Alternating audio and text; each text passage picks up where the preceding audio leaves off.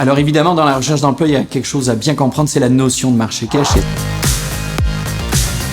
Et alors le marché caché, c'est peut-être quelque chose de très mal nommé, parce que quand on entend ce mot, on pense à quelque chose un petit peu obscur, de mystérieux, alors finalement c'est quelque chose de parfaitement et naturellement humain. On va essayer de le comprendre en prenant un exemple. Imaginez, vous cherchez un plombier, il y a un dégât d'eau chez vous, vous avez besoin de faire un plombier, et là deux possibilités s'offrent à vous. Soit vous allez dans les pages jaunes, vous prenez au hasard finalement un plombier que vous ne connaissez pas du tout, vous essayez de faire des soumissions, ou alors une deuxième possibilité, votre voisin a eu affaire à un plombier il y a quelques mois, vous lui demandez et il vous dit oui, il est un tout petit peu cher, mais mon Dieu qu'il est efficace. Et malgré la différence de coût, vous risquez, vous le savez, fort probablement d'aller vers le plombier de votre voisin.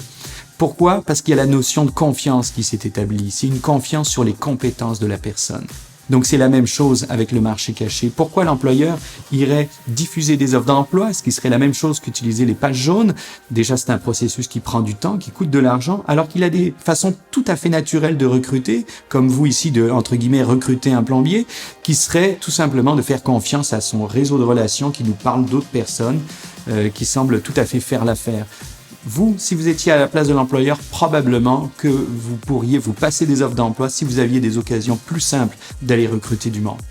Alors c'est ça finalement, le marché caché, c'est aller au-devant des gens, c'est-à-dire prendre des contacts, solliciter, être en action. Pensez à la chose suivante aussi, on engage des êtres humains, donc c'est sûr que si on a la possibilité de parler en face à face à un futur employeur, c'est toujours mieux que le téléphone, mais le téléphone également, c'est toujours mieux que des échanges courriels. Donc essayez d'aller toujours, c'est sûr, vers des choses qui nous font plus peur, mais essayez d'aller toujours dans la direction de devenir un vrai être humain aux yeux des employeurs qui engagent des êtres humains et non pas des bouts de papier que sont les CV. Alors c'est sûr, des gestes comme le téléphone, ça peut nous faire extrêmement peur de solliciter des employeurs pour différentes choses au téléphone. On en a peur, mais finalement on a peur de quoi? Imaginez, moi là, si j'appelle un employeur, je m'y prends extrêmement mal, je suis stressé, je bafouille, il y a des mots qui sortent de ma bouche que je comprends même pas moi-même. C'est quoi le pire qui va m'arriver? C'est qu'au bout du fil, quelqu'un me raccroche au nez.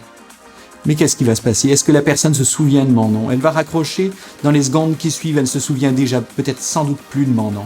Imaginez si je la rappelle un mois plus tard, de l'eau a coulé sous les ponts, j'ai bien travaillé mes appels téléphoniques et je suis capable que mon appel se place de la bonne façon et qu'elle se souvienne jamais que c'est moi qui avais appelé un mois plus tôt. Alors évidemment, rejoindre des employeurs dans ce marché caché, c'est quelque chose qui peut un peu parfois nous faire peur, notamment au téléphone. C'est quelque chose qui va nous stresser énormément parce qu'on s'attend à prendre beaucoup de refus qui vont un petit peu nous bloquer. Alors moi je pense à quelqu'un qui un matin a eu une idée géniale. Il me raconte, il avait des appels téléphoniques à passer ce jour-là et il me dit, je me suis levé ce matin-là avec une idée différente. Aujourd'hui je ne vais pas appeler pour obtenir des oui, ce qui le fait stresser. Non, je me suis dit, je vais appeler ce matin pour obtenir des non. Imaginez votre niveau de stress qui est là, d'un coup il va baisser ici, parce qu'obtenir des non c'est extrêmement facile. Alors il appelle, évidemment au début il appelle des employeurs qui l'intéressent moins, il appelle en jouant le jeu, en disant quand même le texte qu'il devait dire un petit peu pour essayer d'obtenir des rendez-vous. Et il appelle, évidemment il se reçoit un non.